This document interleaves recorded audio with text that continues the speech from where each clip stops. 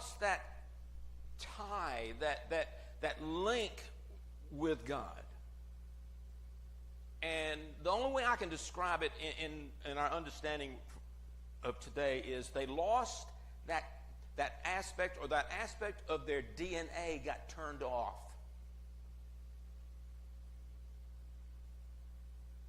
And that DNA was that connection, that rope tie that was connected to God. They lost that divine connection. And so when Jesus came, he repaired that DNA, and I like to put it this way, instead of calling the whatever the DNA, something other acid. I can't pronounce those words without seeing them. But I like to put it this way: they lost that divine nature applied. When Jesus came, he brought us back into that ability to have that relationship with God, and the divine nature was once again applied. And now we have that connection. So what's the difference? Why does the world feel like they feel? Why is this? And some Bible scholars put it this way: there is a God-shaped hole in our spirit. A God-shaped hole in the spirit. And it's only that hole, and the only thing that can fill that and satisfy that is God. It's like that putting a square peg in a round hole. Nothing else will fit. Much of humanity is experiencing this. Man is living in a vacuum. Because if you were to take an object and pull it out suddenly,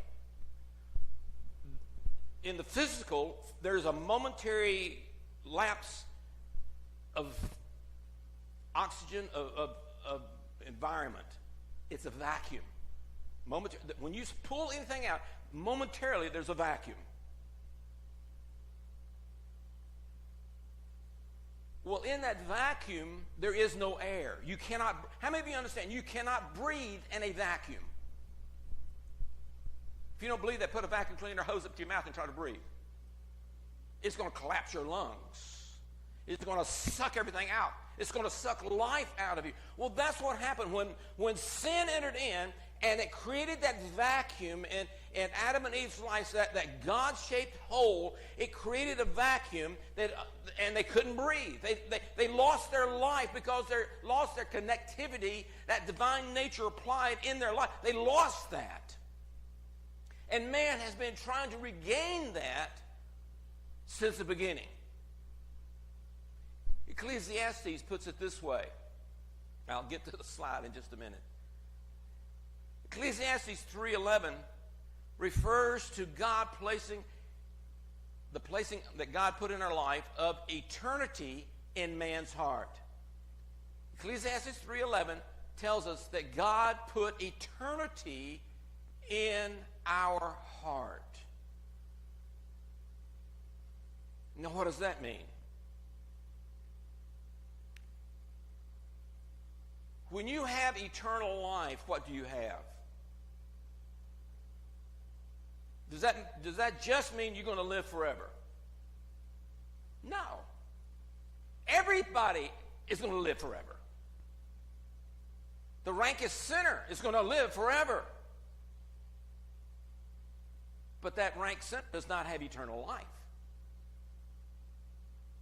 So when God put eternity in our life, he put himself in our life. And that's what Adam and Eve lost. They lost the eternity of God in their life.